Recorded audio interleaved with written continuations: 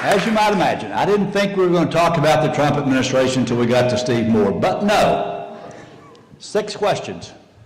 I haven't seen Greg blush in a while. That was a good blush, Greg. Very good blush. Sorry about that. Okay, everybody get their pencil and paper ready. Here are the 6 questions. Go, Donna. Do I want to nurture? Do I want to be nurtured? Wait a minute, slow down. Do I want to nurture you? You start with the last question. No. We'll save that for the climax, yeah. Oh, this is going downhill. Oh, I couldn't help it. Do I want to nurture you? Do I want to be nurtured? 3rd. Do I want to attack you? Do I want to attack you? Do I want to run away from you? Do I want to run away from you? Do I want to submit to you? Do I want to submit to you? Do I want to make love with you? Do I want to make love to you? Or have sex with you, whichever they may be the same thing, who knows? And where do those things come from? I can't give you the name of the author who wrote the study, but it's a psychiatrist who is doing some evaluations of what the unconscious patterns are. So, and when we're meeting, one of the things that Don knows, you don't, since the first time you've been here, is that one of the things we've always focused on here is board dynamics, correct? Which is a lot of what this presentation was about. But I also found it interesting that you had future thinking at the top up there, so future trends as well, David, right? So both of these things. And so when it comes to this idea of, and you guys talked, did you just read LeBlanc's book, or did you take those 4 things and sort of put it in those? Well, we read it with the idea that he was creating a sense of typology, but it wasn't scientifically done. So we went and studied that. You just took the psychology of it. Okay, Right. good. All right, good. So questions from the audience for these 2 outstanding individuals. I'll go over here first.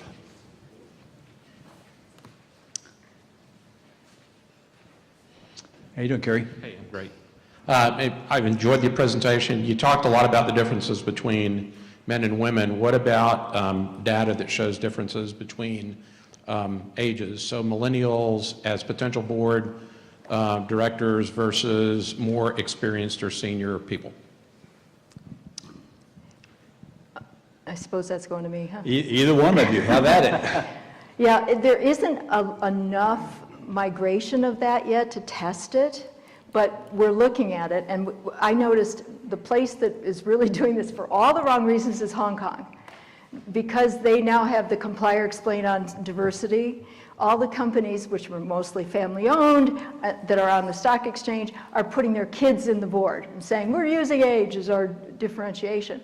And we do know that the implications of that is that the companies don't necessarily perform well if they're keeping the family in the hood. So I had to go and give a talk on why that's not a good strategy, because you'll underperform compared to the others. But there isn't enough to show what the younger crowd is actually going to do that will make a difference. So we're just watching it. It certainly has to bring differences of thought and differences of experience around contemporary stuff. You know, knowing social media, knowing cybersecurity stuff that many people don't. Bringing that in has got to add some value. I don't know that it's tied to age, except for the fact that they're exposed to it early and the other people weren't. But that's just dumb luck, really.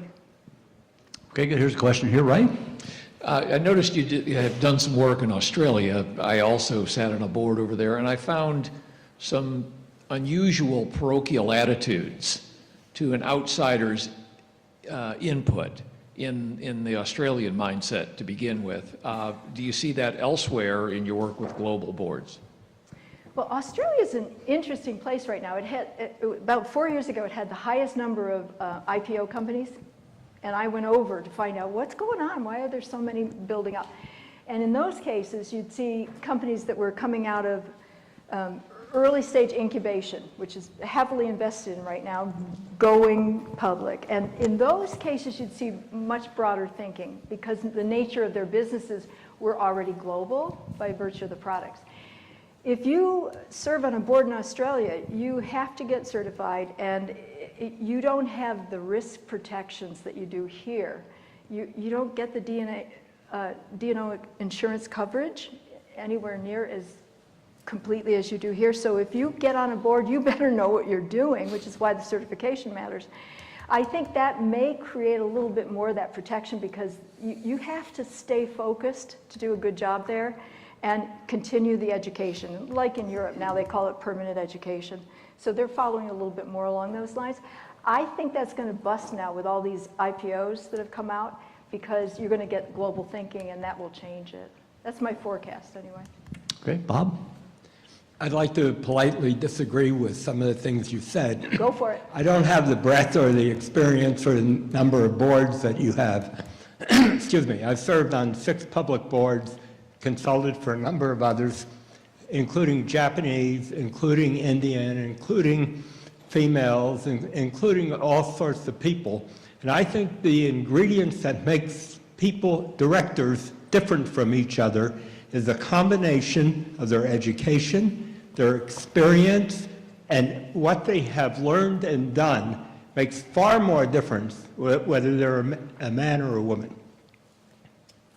There you go, Donna. Have at it. Oh, I'm not arguing that it makes more difference. I just said I would be remiss if I didn't bring that up as another element. You know, we trained 1,554 women in Malaysia to serve on boards when they passed the law that 30% had to be women. And, you know, it's great for business, but I'm not sure that that's the answer. I'm just saying that it is something that's popular right now. It's great to be a woman because there's such a push for it. And you have to look at why. If the data's saying that, you do have to look at it. And there are differences in the style of thinking. But as far as I'm concerned, it really is the style of thinking. And you can have a female unifier and you can have a male unifier. We want to know that people have the skills, the expertise, and the differences of thought to make a difference. If they're not armed for success with all of that, they're going to fail. It doesn't matter. So I agree with you. I don't really disagree with you. It's just another dimension. Well said, Donna. And speaking of Donna, Donna, Good Donna, afternoon. I love this. Yes, focusing solely on the North American market for a moment. Realistically, in your experiences, how many boards, either in the process of doing an evaluation or assessment on the existing board or seeking to obtain a new board member, realistically utilize these type of criteria as it relates to that assessment process and talk about things like emotional intelligence versus whether or not they've sat in a C-suite, those types of things? I really appreciate your practical, experience as it relates to, are these conversations actually happening? Are they only happening at very large boards, or where is it you do see them happening? Do you Good want to question. talk to percentages on this? I'll try. Okay. I was going to say, as I listened to your question, I was thinking of some of my own recent experiences with boards, having discussions of board searches, and I was trying to think of one that had not, as a part of the discussion, generally with the Governance and Nominating Committee, every one of them sought to open up the process to a broader range of talent than they had considered in the past. So certainly, in my experience, almost all of them are seeking ways to get beyond the traditional, can you find us a CEO who runs a bigger company than we are and is willing to be on our board? And that was very true 15 years ago when I first started doing board searches. As I say, now all of them are asking themselves, how can we open this up? How can we get a better mix of knowledge and skills and thinking styles on our board? Just to add to that, because I can't give you any numbers, I do see that more companies are looking at that if they're progressive already. It doesn't matter about size, but if they're progressive in their thinking, they want to figure out some smarter ways to do this. Also, if they're global. We started a certification program on global governance that we do in conjunction with Harvard. And of course, the first companies that had people show up were the people who least needed the information and the ideas, right? Because they're already ahead of the game. Now it's 7 years later and more companies are going that really need that kind of help to take a look at it, because there's nothing that sits above the nation state on governance. So if you're in a regulatory environment, you've got a case to deal with, you'd handle it this way in the United States, but you'd handle it differently in South Africa and differently yet again in Italy.